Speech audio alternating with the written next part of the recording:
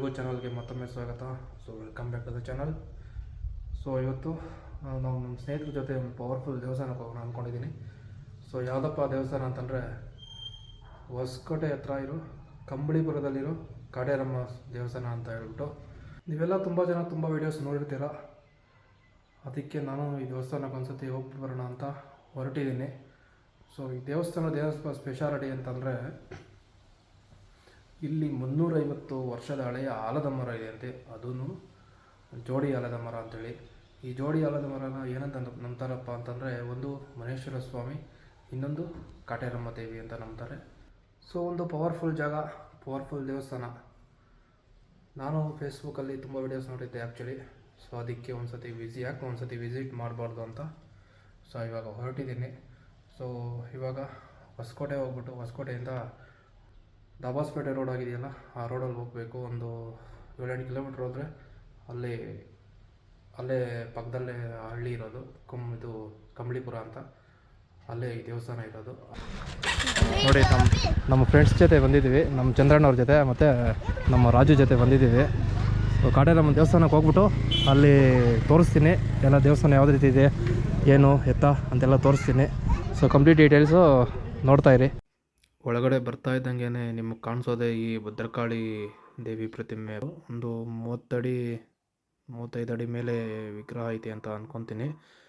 So ಇಲ್ಲೇ ಬೇಗ ಎಲ್ಲ ಆಗ್ತಾಯಿದ್ರು. ಇಲ್ಲೇ ಒಬ್ಬರು ಭಕ್ತರಿಗೆ ನಿಂಬೆಹಣ್ಣೆಲ್ಲ ದೃಷ್ಟಿ ತೆಗೆದು ಅವ್ರಿಗೆ ಕೊಡ್ತಾಯಿದ್ರು, ಕಾಲಲ್ಲಿ ತುಳಿಯೋಕೆ ಹೇಳ್ತಾಯಿದ್ರು. ಸೊ ಇದಾದಮೇಲೆ ನಾವು ಹೋಗಿದ್ದೆ ಕಾಟೇರಮ್ಮ ದೇವಿ ದರ್ಶನ ಮಾಡೋಣ ಅಂತ. ಇದೇ ಕಾಟೇರಮ್ಮ ದೇವಿಯ ಮೂಲ ವಿಗ್ರಹ. ಇಲ್ಲಿ ಏನು ಇಷ್ಟೊಂದು ಜನ ಇದ್ದಾರೆ ಮತ್ತು ಏನು ಇಲ್ಲಿ ವಿಶೇಷವಾಗಿ ಇಷ್ಟು ದೊಡ್ಡ ಆಲದ ಮರಕ್ಕೆ ಇಷ್ಟೊಂದು ತೆಂಗಿನಕಾಯಿ ಎಲ್ಲ ಕಟ್ಟಿದ್ದಾರೆ ಅಂತ ನೋಡ್ತಾ ಇದ್ದಾಗ, ಇಲ್ಲೇ ಒಳಗಡೆ ಎಂಟ್ರಿ ಕೊಡ್ತಾ ಇದ್ದಂಗೆ ನಮಗೆ ಫಸ್ಟ್ ಕಾಣಿಸಿದ್ದೆ ಇಲ್ಲಿ ಕಾಟೇರಮ್ಮ ದೇವಿ ಮತ್ತು ಪಕ್ಕದಲ್ಲೇ ಇರುವಂಥ ಮುನೇಶ್ವರ ದೇವರು. ಸೊ ಜನರು ಮಾತ್ರ ಇಲ್ಲಿ ಇರೋ ಜನರ ಹತ್ರ ಎಲ್ಲ ತುಂಬ ಏನೋ ಭಕ್ತಿಯಿಂದ ಮನಸ್ಸಲ್ಲಿ ಏನೋ ಒಂದು ಸ್ತೋತ್ರ ಹೇಳ್ಕೊಂಡು ಸುತ್ತಾಯಿದ್ರು. ಸೊ ಏನಿದು ಇಷ್ಟೊಂದು ಜನ ಸುತ್ತಾ ಇದ್ದಾರೆ, ನಾನು ಕೂಡ ಕುತೂಹಲದಿಂದ ನೋಡ್ತಾ ಇದ್ದೆ. ಹಾಗೆ ಒಳಗಡೆ ಹೋಗೋಣ ಅಂದ್ಬಿಟ್ಟು ಇಲ್ಲಿರೋ ಜನರನ್ನೆಲ್ಲ ನೋಡಿಕೊಂಡು ಹಾಗೆ ಒಂದು ಸ್ವಲ್ಪ ಹೆಜ್ಜೆ ಇಡ್ತಾ ಮುಂದೆ ಹೋಗ್ತಾ ಇದ್ದೆ. ಹಾಗೆ ಹೋಗ್ತಾ ಎಲ್ಲರ ಕೈಯಲ್ಲೂ ದೊಡ್ಡದಾದ ಒಂದು ತೆಂಗಿನಕಾಯಿ ಇಟ್ಕೊಂಡು ಪ್ರದಕ್ಷಿಣೆ ಆಗ್ತಾಯಿದ್ರು. ಈ ಒಂದು ದೊಡ್ಡ ಬೃಹತ್ ಆಕಾರದ ಒಂದು ಆಲದ ಮರ, ಇದನ್ನು ನಾನು ಕೇಳಿದಂಗೆ ಇಲ್ಲಿ 350 ವರ್ಷದ ಹಳೆ ಮರ ಅಂತ ಇದು. ಹಾಗೆ ನೋಡೋಣ ಅಂದ್ಬಿಟ್ಟು ಇಲ್ಲಿನ ಜನರ ಮಧ್ಯದಲ್ಲೇ ನಾನು ಹೋಗ್ತಿದ್ದೆ. ಇಲ್ಲಿ ಎಲ್ಲಿ ನೋಡಿದ್ರೂ ತೆಂಗಿನಕಾಯಿ ಕಟ್ಟಿರೋದು. ಸೊ ಆವಾಗ ಅನ್ನಿಸ್ತು ಇಲ್ಲಿ ಹರಕೆ ಪದ್ಧತಿ ಇದೆ ಅಂತ. ಹಾಗೆ ಒಳಗಡೆ ಹೋಗ್ತಾ ದೊಡ್ಡ ಮರಕ್ಕೆಲ್ಲ ತೆಂಗಿನಕಾಯಿ ಕಟ್ಟಿ ತುಂಬ ಲಕ್ಷಾಂತರ ತೆಂಗಿನಕಾಯಿ ಇದೆ. ನೋಡ್ತಿದ್ದಂಗೆ ಜನರಲ್ಲಿ ಎಲ್ಲ ಒಂದು ಮನಸ್ಸಲ್ಲಿ ಏನಿತ್ತು ಅಂದರೆ, ಅವರಲ್ಲಿ ಏನೋ ಒಂದು ಸ್ತೋತ್ರ ಹೇಳ್ಕೊಂಡು ಆ ಒಂದು ಭಕ್ತಿಯಿಂದ ಎಲ್ಲ ನಡೀತಾ ಇದ್ದರು. ಸೊ ತುಂಬ ಇಲ್ಲಿ ಪವಾಡ ಇದೆ ಅಂತ ಅನ್ನಿಸ್ತು ನನಗೆ. ಹಾಗಂತೂ ಮತ್ತೆ ಇಲ್ಲಿ ಒಳಗಡೆ ನಾನು ಹೋಗ್ತಿದ್ದಂಗೆ ನನಗೂ ಒಂಥರ ಬೇರೆ ಥರನೇ ವೈಬು ಆಗ್ತಾಯಿತ್ತು. ಈಗ ಸ್ವಲ್ಪ ಜನನ ಕೇಳಿದೆ, ಇಲ್ಲಿ ಏನಿದು ಪದ್ಧತಿ, ಇದು ಈ ಥರ ಕಾಯಿ ಕಟ್ಟೋದು ಏನು ಅಂತ. ಆವಾಗ ಸ್ವಲ್ಪ ಜನ ಹೇಳಿದ್ರು, ಇಲ್ಲಿ ಏನೂ ಇಲ್ಲ, ಪ್ರದಕ್ಷಿಣೆ ಆಗ್ತಾ ಇದ್ದಾರಲ್ಲ ಕಾಯಿ ಹಿಡ್ಕೊಂಡು. ಇಲ್ಲಿ ಜೀವನದಲ್ಲಿ ಏನಾದರೂ ಅಂದ್ಕೊಂಡಿದ್ರೆ ನಿಮಗೆ ಕೆಲಸ ಆದರೂ ಅಷ್ಟೇ, ಆರೋಗ್ಯದಲ್ಲಿ ಸಮಸ್ಯೆ, ಬೇರೆ ಯಾವುದೇ ಥರ ಕಷ್ಟಗಳು, ಎಲ್ಲ ಬೇರೆ ಹಲವಾರು ಸಮಸ್ಯೆಗಳಿರ್ತವೆ ಜೀವನದಲ್ಲಿ. ಅದರಿಂದ ಪ್ರತಿ ಸಮಸ್ಯೆನೂ ಇಲ್ಲಿ ನೀವು ಹೇಳ್ಕೊಂಡು, ನಿಮ್ಮಲ್ಲಿ ಆಗಿರೋ ಒಂದು ಸಮಸ್ಯೆನ ಇಲ್ಲಿ ಹೇಳ್ಕೊಂಡು 9 ವಾರ ಬಂದು ನೀವು ಇಲ್ಲಿ ಪ್ರಾರ್ಥನೆ ಸಲ್ಲಿಸಿದರೆ, ತೆಂಗಿನಕಾಯಿನ ಕಟ್ಟಿದರೆ ಇಲ್ಲಿ ವಾರ 9 ವಾರ, ಸೊ ನೀವು ಏನು ಅಂದ್ಕೊಂಡಿದ್ದೀರೋ ಜೀವನದಲ್ಲಿ ಅದಾಗುತ್ತೆ ಅಂತ ತುಂಬ ಜನ ನನಗೆ ಇಲ್ಲಿ ಹೇಳಿದ್ರು. ಆವಾಗಲೇ ನನಗೆ ಅನಿಸಿದ್ದು, ನನಗೆ ಇಲ್ಲಿ ಏನೋ ಲಕ್ಷಾಂತರ ಜನ ಬಂದು ಇಲ್ಲಿ ಕಾಯಿ ಕಟ್ಟಿ ಹೋಗಿದ್ದಾರೆ ಅಂದರೆ ಅವರಿಗೆಲ್ಲ ದೇವರು ಅನುಗ್ರಹ ಆಗಿ ಮತ್ತು ಅನುಕೂಲ ಆಗಿದೆ ಅಂತ ಅನಿಸ್ತು. ಇದೇ ಫಸ್ಟ್ ವಾರ ಬಂದಿರೋದು. ನಿಮ್ಗೆ ಯಾರು ಹೇಳಿದ್ರು? ಯೂಟ್ಯೂಬಲ್ಲಿ ನೋಡಿದ್ದೆ. ಯೂಟ್ಯೂಬಲ್ಲಿ ನೋಡ್ಬೋದು. ಯೂಟ್ಯೂಬಲ್ಲಿ ಹೆಂಗೆ ಅನಿಸ್ತಾ ಇದೆ ವೈಬು? ಚೆನ್ನಾಗಿದೆ ಅನ್ಸುತ್ತೆ.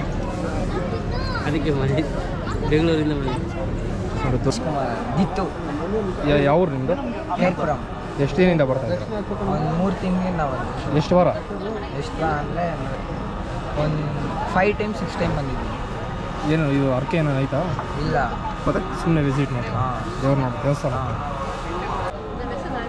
ಯಾವ ಮಾನಸಂದ್ರ ಎಲ್ಲಿ ಬರೋದು ಅದು? ದೊಡ್ಡಾಪುರ ರಾಜಾಪುರ. ನೀವು ಎಷ್ಟು ವಾರದಿಂದ ಬರ್ತಾ ಇದ್ದೀರಿ? ನಾವು ಇದು 2ನೇ ವಾರ ಬಂದಿರೋದು. ಒಳ್ಳೇದಾಗೈತೆ ಇಲ್ಲಿ ಬಂದಮೇಲೆ? ಪರವಾಗಿಲ್ಲ, ಇದು 2ನೇ ವಾರ ಬಂದಿರೋದು. ಇನ್ನೂ ಎಷ್ಟು ವಾರ ಬರೋಕ್ಕೆ ಹೇಳೋರು? ನಮ್ದು 9 ವಾರ ಬರೋಕ್ಕೆ ಹೇಳಿದ್ದಾರೆ, ಇದು 2ನೇ ವಾರ ಬಂದಿರೋದು. ಇಲ್ಲಿಂದನೇ ಭಕ್ತಿಯಿಂದ ಬಂದಿರೋದು ನಾವು. ನಿಮ್ಗೆ ಯಾರು ಹೇಳಿದ್ದು? ನಾವು ನಿಮ್ಗೆ ಯಾರು ಹೇಳಿದ್ದು ಇಲ್ಲಿ ಹಿಂಗೆ ದೇವಸ್ಥಾನ ಇದೆ ಅಂತ? ಬಂದಿದ್ರು ಊರಿಂದ ತುಂಬ ಸುಮಾರು ಜನ ಬಂದಿದ್ದಾರೆ. ಅದಕ್ಕೋಸ್ಕರ ನಾವು ಒಳ್ಳೇದಾಗುತ್ತೆ ಅಂತ ನಾವು ಬಂದಿದ್ದೀವಿ. ಅಂತ ಯಾವ ಊರು ನಿಮ್ಮದು? ಬೆಂಗಳೂರು. ನಿಮ್ಗೆ ಹೇಳಿದ್ದು ಇಲ್ಲಿ ದೇವಸ್ಥಾನ ಇದೆ ಅಂತ? ನಾವು ಟಿವಿ9 ನೋಡ್ಕೊಂಡು ಟಿವಿನಲ್ಲಿ ನೋಡ್ಕೊಂಡು ಬಂದಿದ್ದೀವಿ. ನೀವು ಎಷ್ಟು ವಾರದಿಂದ ಬರ್ತಾ ಇದ್ದೀರಾ? ನಾವು ಇವಾಗ 3ನೇ ವಾರ ಆಗುತ್ತೆ. ಇದು ಏತಕ್ಕೋಸ್ಕರ? ಏನೋ ನಮ್ಮ ಮನಸ್ಸಲ್ಲಿ ಸ್ವಲ್ಪ ಮನೇಲಿ ಪ್ರಾಬ್ಲಮ್ ಐತೆ, ಒಳ್ಳೇದಾಗ್ತಾ ಇದೆ, ಅದಕ್ಕೋಸ್ಕರ ಬಂದಿದ್ದೀವಿ. 3ನೇ ವಾರ ಬಂದಿದ್ದೀವಿ. 3ನೇ ವಾರ ಆಗಿದೆ. ಹೆಂಗೆ ಅನಿಸ್ತೈತೆ ವಾತಾವರಣ? ಒಳ್ಳೇದು ಅನಿಸ್ತೈತೆ. ತುಂಬ ಜನಗಳು ನೋಡೋರು ಬಂದು ಪಬ್ಲಿಕ್ ಮಾಡಿದ್ರೆ ತುಂಬ ಒಳ್ಳೇದಂತ ನಾನು ಕೇಳ್ಕೊಳ್ಳೋದು. ಸರಿ, ಓಕೆ. ನನ್ನ ಹೆಸರು ಸುಧಾ ರಾಘವೇಂದ್ರ, ನಮ್ದು ಬಂಗಾರಪೇಟೆ. ಇಲ್ಲಿ ಯಾರು ಹೇಳಿದ್ರು ನಿಮಗೆ ಇಲ್ಲಿ ದೇವಸ್ಥಾನ ಇದೆ ಅಂತ? ಯಾರೋ ಇಲ್ಲಿ ಬರ್ತಿದ್ದವ್ರು, ಯಾರೋ ಹೇಳಿದ್ರು. ಎಷ್ಟು ವಾರದಿಂದ ಬಂದಿದ್ದೀರಾ? ನಮ್ಮದು ಇದು ಕಡೆ ವಾರ, ಅದು 9ನೇ ಎಷ್ಟನೇ ವಾರ. ವಾರ? 9ನೇ ವಾರ. ಮನೆ ಕಟ್ಟಬೇಕು ಅಂತ ಬಂದಿದ್ದು, ಹಾಂ, ಪರಿಹಾರ ಸ್ವಲ್ಪ ಎಲ್ಲ ಆಗಿದೆ. ಅದೇ ಬರ್ತಾಯಿದ್ವಿ, ಇಲ್ಲಿ ಬಂದು ಸ್ವಲ್ಪ ಎಲ್ಲ ಸುತ್ತಾಕಿ ಹೋಗಿದ್ರೆ ಸ್ವಲ್ಪ ತೃಪ್ತಿ, ಮನಸ್ಸು ತೃಪ್ತಿ ಇದೆ. ಹಾಂ, ಚೆನ್ನಾಗಿದೆ ಅನಿಸುತ್ತೆ. ವಾತಾವರಣ ಇಲ್ಲ? ಹಾಂ, ಚೆನ್ನಾಗಿದೆ, ತುಂಬ ಒಳ್ಳೆಯ ವಾತಾವರಣ. ಇಲ್ಲಿ ಬಂದೋದ್ರೆ ಒಂದು ಸ್ವಲ್ಪ ಮನಸ್ಸು ತೃಪ್ತಿ ಅನಿಸುತ್ತೆ. ನಮಸ್ಕಾರ. ಶ್ರೀ ಕ್ಷೇತ್ರ ಅಮ್ಮ ಶಕ್ತಿಪೀಠ, ಸೂಲುಬೆಲೆ ಹೋಬಳಿ, ಹೊಸಕೋಟೆ ತಾಲೂಕು, ಬೆಂಗಳೂರು ಗ್ರಾಮಾಂತರ, ಕಂಬಳೀಪುರ ಮತ್ತು ಕೆಂಪಾಪುರ ಜೋಡಿ ಗ್ರಾಮ ಇದು. ಈ ಒಂದು ಜೋಡಿ ಗ್ರಾಮದಲ್ಲಿ ವಿಶೇಷವಾಗಿ ಅಪರೂಪವಾಗಿ ಜೋಡಿ ಆಲದ ಮರ ಇಲ್ಲಿ ವಿಶೇಷತೆ. ಈ ಒಂದು ಜೋಡಿ ಆಲದ ಮರಕ್ಕೆ ಹೂಣುಫಲ ಕಟ್ಟಂಥದ್ದು ರೂಢಿ. ಸುಮಾರು 350 ವರ್ಷದ ಇತಿಹಾಸವುಳ್ಳಂಥ ಆಲದ ಮರಗಳಿವು. ಈ ಒಂದು ಆಲದ ಮರಕ್ಕೆ ಭಕ್ತಿ, ಶ್ರದ್ಧೆ, ನಂಬಿಕೆಯಿಂದ ಯಾರು ಬಂದು ಅವರವರ ಕಷ್ಟಗಳಿಗೆ, ಆ ಕಷ್ಟಕ್ಕೆ ಸಂಬಂಧಪಟ್ಟಂಥದ್ದು ಮಂತ್ರ ಕೊಡ್ತಿರಲಿ, ಆ ಮಂತ್ರೋಚ್ಚಾರಣೆ ಮಾಡಿಕೊಂಡು ಈ ತಾಯಿಗೆ ಪೂರ್ಣ ಫಲನ ಯಾರು ಸಲ್ಲಿಸ್ತಾರೋ ಅವ್ರಿಗಿರೋಂಥ ಎಲ್ಲ ಥರದ ಸಮಸ್ಯೆಗಳು ಇಲ್ಲಿ ಪರಿಹಾರ ಆಗುತ್ತೆ. ಎಂಥದೇ ಸಮಸ್ಯೆ ಇರ್ಬೋದು, ಮಾಟ ಮಂತ್ರ ಪ್ರಯೋಗ, ನರದೃಷ್ಟಿ, ಭೂತ ಪ್ರೇತ ಬಾಧೆ, ಆರೋಗ್ಯ ಸಮಸ್ಯೆ, ಕುಟುಂಬ ಸಮಸ್ಯೆ, ಗಂಡ ಹೆಂಡತಿ ಸಮಸ್ಯೆ, ಹಣಕಾಸಿನ ಸಮಸ್ಯೆ, ವ್ಯವಹಾರದಲ್ಲಿ ತೊಂದರೆಗಳು, ಕುಟುಂಬ ಕಲಹ, ಮಕ್ಕಳ ವಿದ್ಯಾಭ್ಯಾಸ, ಜಮೀನು, ಕೋರ್ಟು ಕಚೇರಿ ವಿಚಾರ, ಒಂದಲ್ಲ ಮನುಷ್ಯನ ಎಲ್ಲ ಥರದ ಸಮಸ್ಯೆಗಳಿಗೂ ಇಲ್ಲಿ ಪರಿಹಾರ ಸಿಗುತ್ತೆ. ಅದು ನಂಬಿಕೆಯಿಂದ ಮಾಡಬೇಕು. ಯಾರು ನಂಬಿಕೆಯಿಂದ ಆ ತಾಯಿನ ಮನಸ್ಫೂರ್ತಿಯಾಗಿ ನಂಬಿ ಈ ಒಂದು ಜೋಡಿ ಆಲದ ಮರಕ್ಕೆ ಯಾರು ಪೂರ್ಣ ಫಲನ ಕಟ್ತಾರೋ ಅವ್ರ ಸಮಸ್ಯೆ ಪರಿಹಾರ ಆಗುತ್ತೆ. ಅದು ಎಂಥದ್ದೇ ಇರ್ಬೋದು. ಜೋಡಿ ಆಲದ ಮರಕ್ಕೆ ಯಾಕೆ ಕಟ್ಟಬೇಕಂದ್ರೆ, ಈ ಒಂದು ಕ್ಷೇತ್ರದಲ್ಲಿ ಮೂಲ ದೇವತೆ ಬಂದುಬಿಟ್ಟು ಕಾಟೇರಮ್ಮ, ಕ್ಷೇತ್ರದ ಅಧಿಪತಿ ಬಂದುಬಿಟ್ಟು ಮುನೇಶ್ವರ. ಈ 2 ಮರದಲ್ಲಿ ಸಹಿತ ನೆಲೆಸಿದ್ದಾರೆ ಅವರು. ಆ ತಾಯಿನ ನಂಬಿ ಮಾಡೋದರಿಂದ ಅವರ ಸಮಸ್ಯೆಗಳಿಗೆ ಇಲ್ಲಿ ಪರಿಹಾರ ಸಿಗುತ್ತೆ. ಇಲ್ಲಿ ಪ್ರತಿ ಅಮಾವಾಸ್ಯೆ ದಿನ ಮಹಾಪ್ರತ್ಯಂಗಿರಿ ಯಾಗ ನಡೀತದೆ. ಈ ಒಂದು ಪ್ರತ್ಯಂಗಿರಿ ಯಾಗಕ್ಕೆ ಭಾಗವಹಿಸೋದ್ರಿಂದ ಅವರಿಗಿರೋಂಥ ಹಾಸ್ಪಿಟ್ಲಲ್ಲಿ ಸಹಿತ ಆ ಒಂದು ಸಮಸ್ಯೆಗಳಿಗೆ ಪರಿಹಾರ ಸಿಗಲ್ಲ.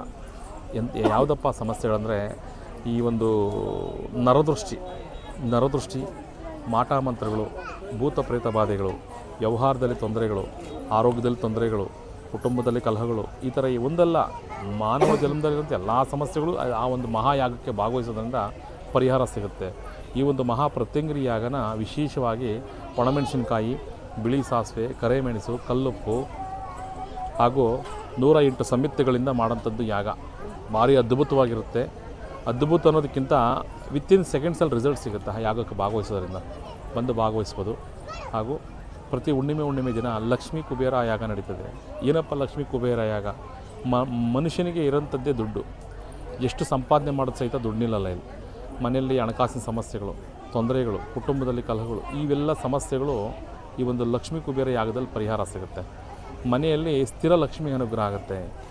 ದಿನೇ ಸಂಪತ್ತು, ಐಶ್ವರ್ಯಾಭಿವೃದ್ಧಿ ಆಗುತ್ತೆ. ನಾವು ಯಾರಿಗಾನ ಕೊಟ್ಟಿರೋಂಥ ಸಾಲ ಸಹಿತ ವಾಪಸ್ ಬರ್ತದೆ. ಮನೆಯಲ್ಲಿ ನಮಗೆ ಏನು ಸಮಸ್ಯೆ ಇದ್ದರೂ ಈ ಹಣಕಾಸಿನ ಸಮಸ್ಯೆ ಅನ್ನೋದು ಶಾಶ್ವತ ಪರಿಹಾರ ಸಿಗುತ್ತೆ. ಹುಣ್ಣಿಮೆ ದಿನ ಬೆಳಗ್ಗೆ 10 ಗಂಟೆಗೆ ತಾಯಿದು ವಾಗ್ದಾನ ಇರ್ತದೆ. ಅಮಾವಾಸ್ಯೆ ದಿನ ನೈಟ್ 10 ಗಂಟೆಗೆ ವಾಗ್ದಾನ ಇರ್ತದೆ. ಹೆಂಗೆ ವಾಗ್ದಾನ ಅಂದರೆ, ತಾಯಿನ ಪ್ರತ್ಯಕ್ಷವಾಗಿ ದೇವ್ರನ್ನ ಯಾರೂ ನೋಡಿರಲ್ಲ. ಆದರೆ ಈ ಒಂದು ಕ್ಷೇತ್ರದಲ್ಲಿ ತಾಯಿನ ನಾವು ಪ್ರತ್ಯಕ್ಷವಾಗಿ ನೋಡ್ಬೋದು. ಯಾವ ಥರ ನೋಡ್ಬೋದು ಅಂದರೆ, ತಾಯಿನ ಒಂದು ಪ್ರಶ್ನೆ ಕೇಳಿದಾಗ ತಾಯಿ ನಮಗೆ ಕೆಲಸ ಆಗುತ್ತೆ ಅಂದರೆ ತಾಯಿ ಬಲಭಾಗಕ್ಕೆ ಕೊಡ್ತಾಳೆ, ಆ ಕೆಲಸ ಆಗಲ್ಲ ಅಂದರೆ ಎಡಭಾಗಕ್ಕೆ ಕೊಡ್ತಾಳೆ. ತಾಯಿನ ಹೆಗಲ ಮೇಲೆ ಇಟ್ಕೊಂಡಿರೋಂಥವ್ರು ಕ್ಷೇತ್ರಕ್ಕೆ ಸಂಬಂಧಪಟ್ಟವ್ರು ಯಾರೂ ತಾಯಿನ ಹೆಗಲ ಮೇಲೆ ಇಟ್ಕೊಳಲ್ಲ. ಬರಂಥ ಭಕ್ತಾದಿಗಳು ತಾಯಿನ ಹೊರ್ತಾರೆ. ಆ ತಾಯಿ ಒಂದು ರಭಸನ ಅವರಿಂದ ಸಹಿತ ಕಂಟ್ರೋಲ್ ಮಾಡೋಕ್ಕಾಗಲ್ಲ. 50 ಜನ ಇಟ್ಕೊಂಡು ಸಹಿತ ತಾಯಿನ ಕಂಟ್ರೋಲ್ ಮಾಡೋಕ್ಕಾಗಲ್ಲ. ಅಂಥ ಒಂದು ಅದ್ಭುತವಾದಂಥದ್ದು ಇಲ್ಲಿ ನೋಡ್ಬೋದು. ಅದೇ ರೀತಿ ಇಡೀ ವಿಶ್ವನೇ ನಮ್ಮ ಕರ್ನಾಟಕನ ತಿರುಗಿ ನೋಡೋಂಥದ್ದು, ಇಡೀ ವಿಶ್ವನೇ ಕರ್ನಾಟಕನ ತಿರುಗಿ ನೋಡೋಂಥದ್ದು ಅದ್ಭುತವಾದಂಥ ಒಂದು ಕಾಮಗಾರಿ ಇಲ್ಲಿ ನಡೀತಾ ಇದೆ. ಏನಪ್ಪ ಅದು ಕಾಮಗಾರಿ ಅಂದರೆ, ಪ್ರತ್ಯಂಗಿರಾದೇವಿಯ 252 ಅಡಿ ವಿಗ್ರಹದ ಕಾಮಗಾರಿ. ಈ ಒಂದು ವಿಗ್ರಹದ ಕಾಮಗಾರಿ ಇನ್ನು 2 ವರ್ಷಕ್ಕೆ ಮುಕ್ತಾಯ ಆಗ್ತದೆ. 2 ವರ್ಷಕ್ಕೆ ತಾಯಿನ ಲೋಕಾರ್ಪಣೆ ಮಾಡ್ತಿರಲಿ. ಆ ಒಂದು ವಿಶ್ವರೂಪ ಲೋಕಾರ್ಪಣೆ ಆದರೆ ಇಡೀ ವಿಶ್ವದಲ್ಲೇ ಕರ್ನಾಟಕ 1ನೇ ಸ್ಥಾನಕ್ಕೆ ಬರ್ತದೆ. ಅದು ಆಧ್ಯಾತ್ಮಿಕದಲ್ಲಿ ನಮ್ಮ ಧರ್ಮ ತಲೆ ಎತ್ತಿ ನಿಂತ್ಕೊಳ್ತದೆ. ಅಂಥ ಒಂದು ಅದ್ಭುತವಾದಂಥ ಕಾಮಗಾರಿ ಇಲ್ಲಿ.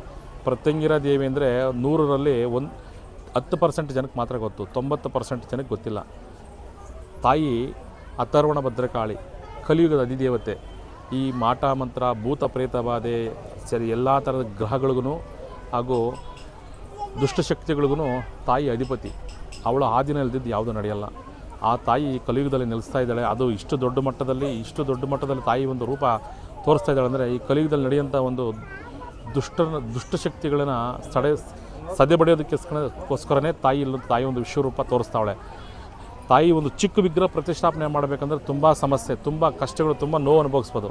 ಅಂಥದ್ದು 252 ಅಡಿ ವಿಗ್ರಹ, 250 ಅಡಿ ರೂಪದಲ್ಲಿ ತಾಯಿ ಒಂದು ವಿಶ್ವಕ್ಕೆ ಪರಿಚಯ ಮಾಡ್ಕೊಳ್ತಾ ಇದ್ದಾಳೆ ಅಂದರೆ, ಇದು ಏನೋ ಒಂದು ಇಲ್ಲಿ ಒಂದು ಅದ್ಭುತ ನಡೆಯೋದಕ್ಕೋಸ್ಕರನೇ ತಾಯಿ ಒಂದು ವಿಶ್ವರೂಪ ಇಲ್ಲಿ ನಿರ್ಮಾಣ ಆಗ್ತಾ ಇರೋದು.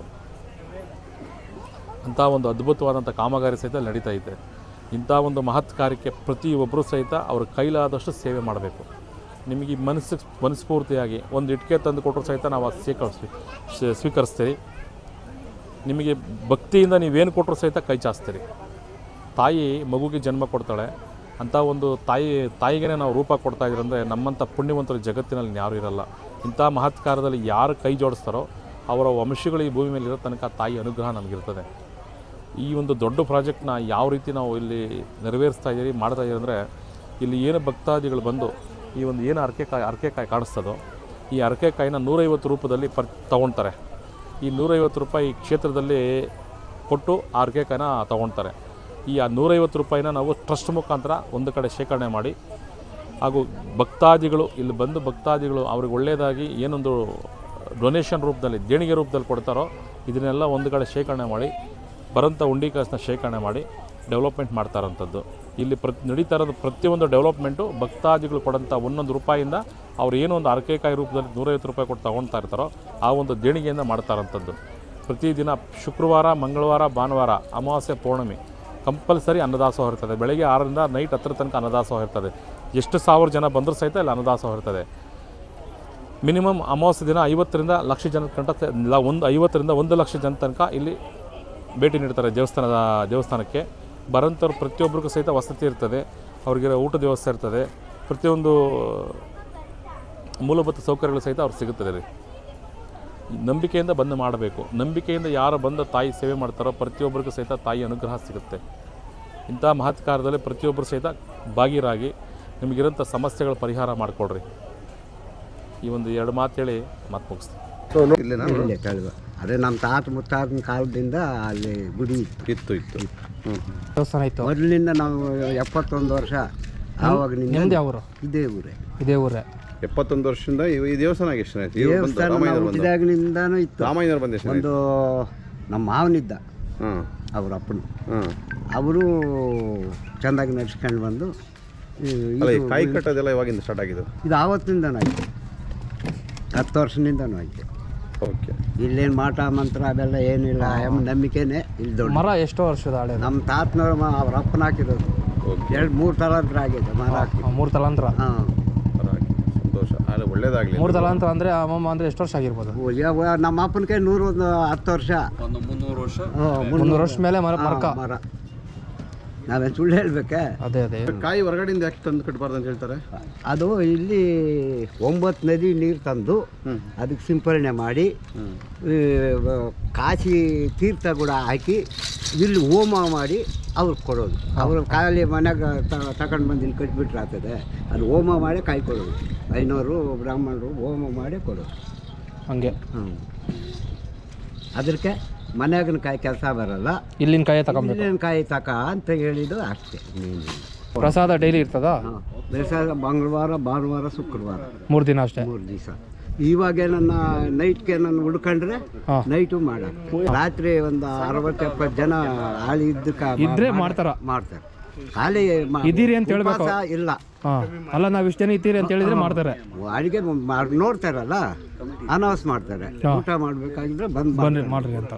ಅಲ್ಲೇ 150-200 ಜನ ಅವ್ರೆ ಕಲ್ದವ್ರೆ. ದೇವಸ್ಥಾನ ಕಟ್ಟೋರೆ ಬೇರೆ, ದೇವಸ್ಥಾನ ಹುಡುಗರೇ ಬೇರೆ. ಅದ್ ಕಡೆ ಇನ್ನೊಂದು ದೇವಸ್ಥಾನ ಕಟ್ತಾರ, ಅದೆಷ್ಟಡಿ ದೇವ್ರು? ಅದು 254 ಅಡಿ ಪ್ರತಿಂಗಿರ ದೇವರು. ಮುಂದ್ಗಡೆ ಗುಡಿ ಕಟ್ತಾವ್ರಲ್ಲ, ಮುಂದೆ ಅದು ಗರ್ಭಗುಡಿ. ಈ ಅಮ್ಮನ ಕಾಳ್ಕೊಂಬನ್ ಮಾಡೋದು ನೋಡು, ಈ ತರ ಚಿತ್ರ ವಿಗ್ರಹ ಮಾಡೋದು. 200 ಅಡಿ ಏನೋ ವಿಗ್ರಹ. ಅದೇ 250 ಕರ್ನಾಟಕದಾಗೆ ಅದೇ ಫಸ್ಟ್ ದೊಡ್ಡದು. ಇಡೀ ಕರ್ನಾಟಕದಾಗ ಅದೊಂದೇನಂತ. ಇದಾದ್ರೆ ಯಾಕೆ ವಾಸ್ತ ಈ ಥರ ಅಲ್ಲ? ನಮ್ಮ ಮರಿ ನೀರು ಈ ಹೋಟ್ಲು ಹಿಂಗೆಲ್ಲ ಮಾಡಿದ್ರೆ ಹಂಗೆ ನೀವು? ಇವಾಗ ಅದಕ್ಕೆ ನಾಳೆ ಶುಕ್ರವಾರ ಎಲ್ಲ ಮದ್ದೊಡಿತಾರೆ ಮಂಡಲ ಕಟ್ಟಿ. ಅಲ್ಲ ಹೇಗೆ ಈ ಥರ ಎಲ್ಲ ಮಾಡಿದ್ರೆ? ಅವ್ರಿಗೆ ಅರ್ಥ ಆಗ್ಬೇಕು. ಅಲ್ಲ ಅವ್ರಿಗೆ ಅರ್ಥ ಆಗೋದಲ್ಲ, ಕಡೆಯಿಂದ ಹೇಳಿಸ್ಬೇಕಲ್ವಾ? ಅಲ್ಲ ಹೆಂಗೆ? ಅವರೇ ಮಾಡಿಬಿಟ್ಟು ಅಲ್ಲೆಲ್ಲ ಆ ಕಡೆ ಈ ಕಡೆ ಓದ್ತಾ ಇದ್ರು, ಎಲ್ಲ ಕ್ಲೀನ್ ಮಾಡಿಸಿ. ಯಾಕಂದ್ರೆ 1500 ರೂಪಾಯಿ ಕೊಟ್ಟರೆ ಕ್ಲೀನ್ ಮಾಡಿ. ಸರಿನೇ, 1500 ಕೊಡ್ತಾರೆ, ದುಡ್ಡು ವಿಚಾರ ಒಂದು. ಈಗ ಎಲ್ಲ ಸ್ವಚ್ಛತೆ ಇರಬೇಕಲ್ಲ. ಸ್ವಚ್ಛತೆ ಇಲ್ಲ. ಸ್ವಚ್ಛತೆ ಇಲ್ಲ ಅಂದ್ರೆ ಇವಾಗ ಬರ್ತಾರೆ ರೋಗ ರುಜಿನಗಳೆಲ್ಲ ಹೆಂಗೆ ರೋಡ್ ಮಾಡಿದ್ರೆ ಇಲ್ಲಿ ಡ್ರೈನ್ ಪೂರ ಇದು ಯಾವ್ರಿಗೆ ಹೋಗುತ್ತೆ? ಇದು ಕಮಲಿ. ನೋಡಿದ್ರಲ್ಲ, ಕಾಟೇರಮ್ಮನ ದೇವಸ್ಥಾನ ಎಲ್ಲ ನೋಡ್ಕೊಂಬಂದ್ವಿ. ಸೊ ವಿಡಿಯೋ ಯಾವ ಥರ ಅನಿಸ್ತು, ಏನು ಅನಿಸ್ತು ನಿಮ್ಮ ಅನಿಸಿಕೆನ ಕಮೆಂಟ್ ಬಾಕ್ಸಲ್ಲಿ ತಿಳಿಸಿ. ಸೊ ಲೈಕ್ ಮಾಡಿ, ಶೇರ್ ಮಾಡಿ.